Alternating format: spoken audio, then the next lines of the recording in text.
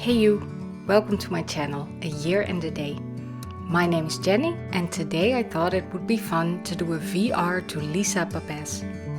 Litha has this whole series on her channel called This or That, where she goes over decks in her collection that fit into the same category for one reason or another. And then she decides which ones she wants to keep and which ones she wants to rehome. I highly recommend you check out her videos because they are so much fun. I'll put a link in the description box below. There are a few decks in my collection that I'm not sure about, so I thought it would be fun to go over them, compare them to other decks in my collection and see which ones I want to rehome. And if I do end up rehoming decks, please know I mean no disrespect to the creators. And I will try my best to explain why certain decks just don't work for me personally. First off is the Celtic Tree Oracle versus a set of runes. I got the Celtic Tree Oracle on a complete whim quite a while ago. For some reason I was afraid it would go out of stock and the price was good. But one night I just ordered it so I could one day start learning about the Ogham. And I am still waiting for that day. This set is lovely. It has an extensive hardcover guidebook full of information on the Ogham, a spreadsheet and a notebook.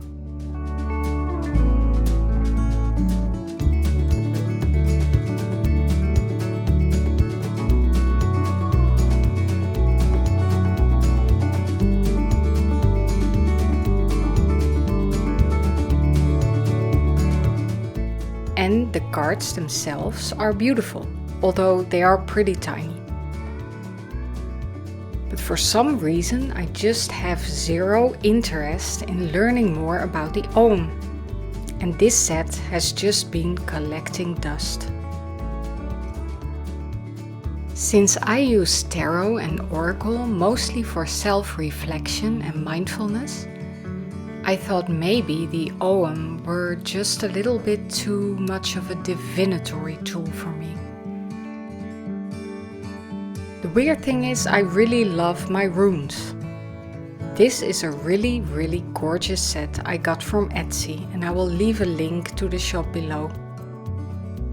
When it comes to runes, I love the link to Norway, the history, the meanings. I love learning about them and actually use them in readings. Also, the pronunciation of the runes really makes sense to me. I love the Norwegian language and it actually makes a lot of sense when I can compare it to Dutch, German and English. So learning the names and their meanings is a lot of fun for me. The Ogham, however, were originally used to write Old Irish. And every time I try to make sense of the pronunciation, my brain just explodes. I cannot handle it. I love hearing people speak Irish because it is such a beautiful language and there's so much history there. But me trying to make sense of it is like that scene from Friends where Phoebe tries to teach Joey French. And every time he tries to repeat what she says, he's just like, The flute flee. And that's me with the Ogham. So yeah, even though I would love to be that person who masters the Ogham, I think the Celtic Tree Oracle might be a bridge too far for me at this point. So I will be rehoming my copy of the Celtic Tree Oracle. And I will stick with my runes for now.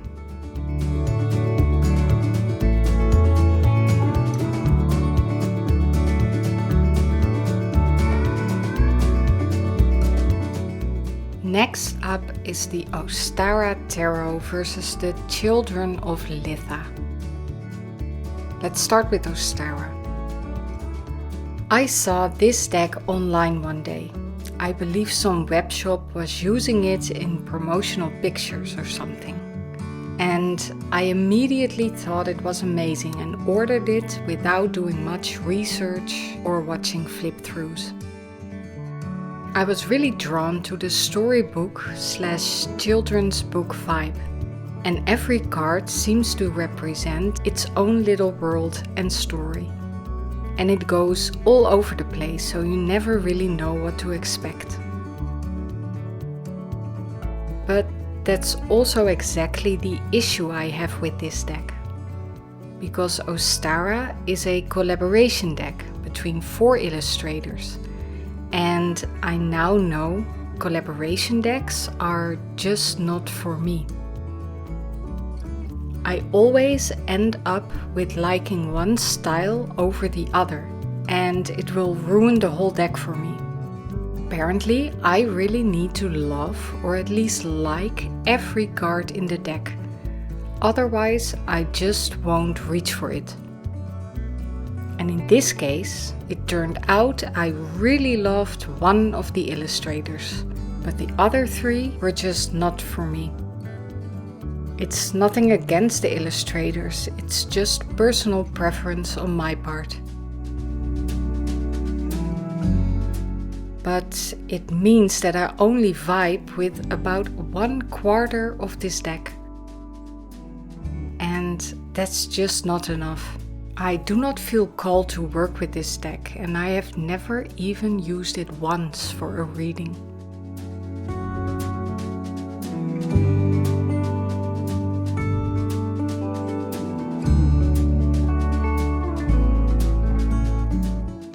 I paired this one with The Children of Litha by Alexandria Huntington. And not just because they both refer to the Wheel of the Year in their titles. Both these decks contain lots of animals and people. But Children of Litha is without a doubt one of the most beautifully illustrated decks in my collection. And I seriously love every single card in this deck. I love the style, the colors and the depictions of both humans and animals. To be honest, this is a completely unfair comparison. The Children of Litha was illustrated by only 1 person instead of 4, so therefore of course is more consistent in the art style than a collaboration deck. But also, I love it so much I have already crossed so many decks off my wish list, because for me they just couldn't compete with the Children of Litha.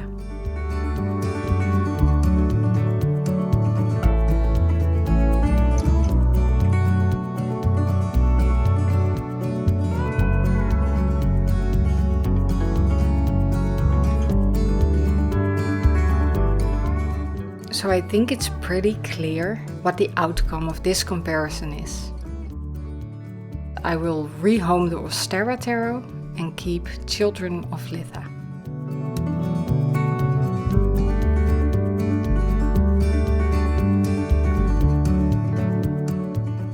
Next up are the Wild Unknown tarot versus the Hayworth tarot. And you probably wonder why in the world I consider these 2 decks to be part of the same category. So I'll try to explain. Confession time. I was never really drawn to the Wild Unknown tarot to begin with. But I know it's an important deck in tarot history, making way for a whole new generation of modern tarot deck creators. So when I could get a copy for a ridiculously low price on Amazon, I thought I would give it a chance. But still, I just don't vibe with this deck. Apart from the fact that these depictions make absolutely 0 sense to me, and that the artwork reminds me of the Blair Witch, to top it all off, this deck hates me. Seriously.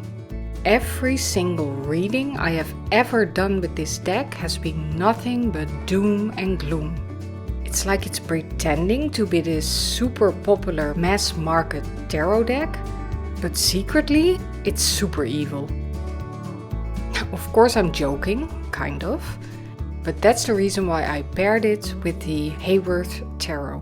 Because the Hayworth Tarot is just openly creepy and doesn't hide it. And I appreciate that.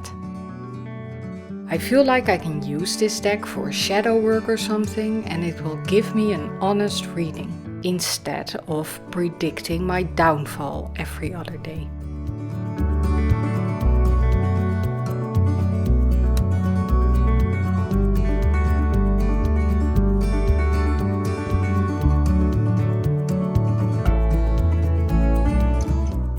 So yeah, I think it's best if the wild unknown and myself part ways.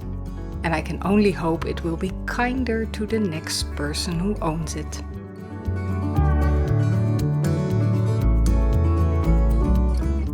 On to the Tarot of Oppositions versus Outgrow Yourself and the Darkwood Tarot. Tarot of Oppositions is a mass market low Scarabeo deck I got second hand for a small price, so I thought it would be fun to try out. I do not use reversed cards in my readings, but instead just freely try to interpret the meaning of the cards based on my question or issue. But since the whole gimmick of this deck is that both the upright and the reversed meanings are illustrated on the cards, this seemed like a great deck to use.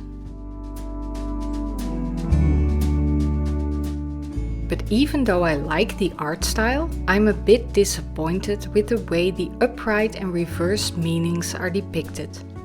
Somehow it feels a bit too easy. Maybe I had unfair expectations of this deck, but I feel that the reversed meanings are only depicted by people with darker hair or darker clothes, and not much else was added. I paired this one with the Outgrow Yourself Tarot and Oracle, an indie deck from Swedish artist Ekta Spolman, because this is also a deck that adds a little extra to the cards. This deck can be used both as a Thoth-based tarot deck as well as an oracle deck. And this really works well for me and really adds something to a reading.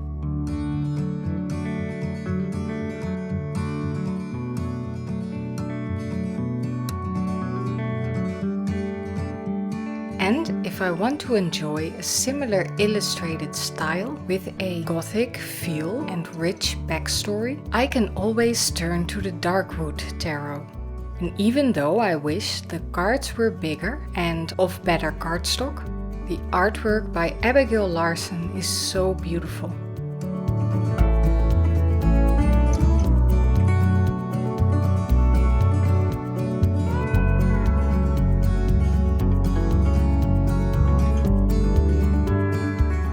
So, I will let the Tarot of Oppositions go and keep the Outgrow Yourself and the Darkwood Tarot.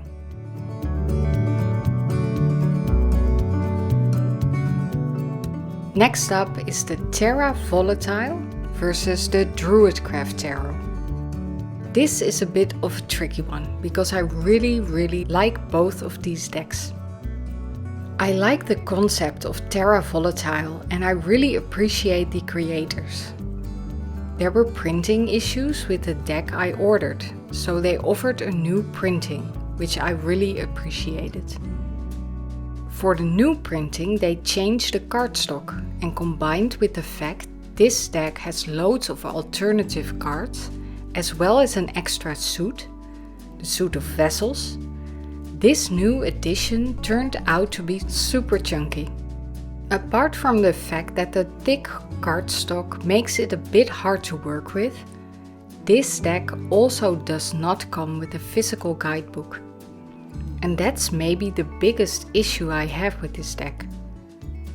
I am someone who really enjoys working with a guidebook, because if you choose the right deck and creators, the guidebook can really bring some extra wisdom and insight to the table. And that is one of the main reasons why I include Tarot and Oracle in my practice. And I really need a physical guidebook, because going online just does not work for me. I want to be offline and focused when I'm journaling, and going online really breaks my flow and concentration. Which is such a shame because the online guidebook for this deck is so good. The explanations are really informative and you really get a grasp of all the layers of meaning and symbology incorporated in the artwork. And there's so much of that in this deck. But without that extra information and context to consult in a physical book, I find myself just not using this deck at all, which is such a shame. I paired Terra Volatile with the Druid Tarot because when I want to work with a multi-layered deck with a really good guidebook, this is the deck I turn to.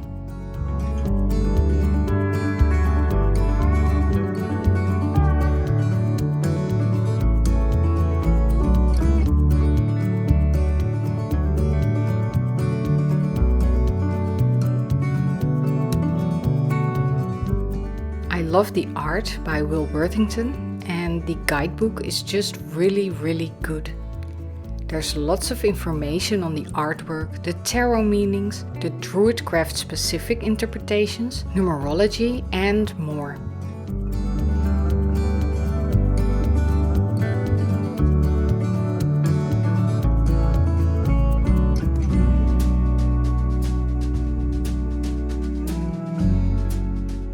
So, I will keep the Druidcraft Tarot.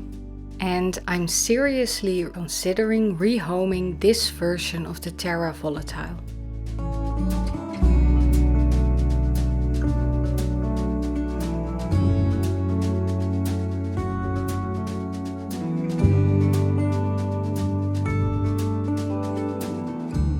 Last but not least, the This Might Hurt Tarot versus the Modern Witch Tarot.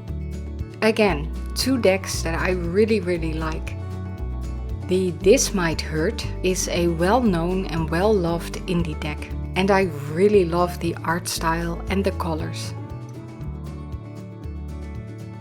It's a modern deck with plenty of diversity, and it really feels kind and inclusive. It closely follows the RWS, so it's also a very clear and beginner-friendly reader. But like I said in the #GoodMoodDecks video I posted the other day, I do not really vibe with modern decks. They usually depict a very busy and urban lifestyle, and I am not at all a city girl. So usually there's just not a lot I can personally identify with in modern decks, which is exactly why I don't need two of them. The Modern Witch Tarot is very similar to the This Might Hurt. It's a deck depicting modern life while closely following the RWS. I really love the use of color in this deck. The mint green, the orange, the warm yellow.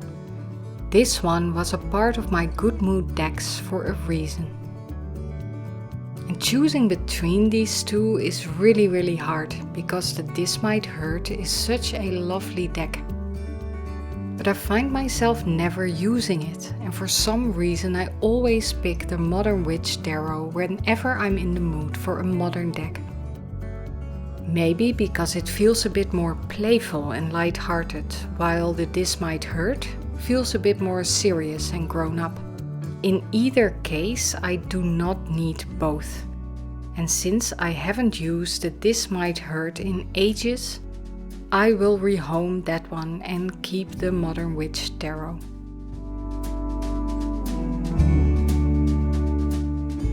And that's it.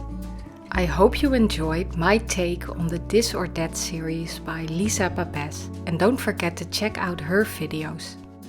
Please feel free to let me know in the comments what you think of these decks and of my choices. But remember, in the end, it's all just personal preference, and everyone needs to decide for themselves what feels right. I'm happy with my choices, and I think it's good to say goodbye to some of the decks that have been collecting dust to make sure that these decks go to a new home where they get the attention they deserve. With that said, I wish you a lovely day and I hope to see you next time. Bye!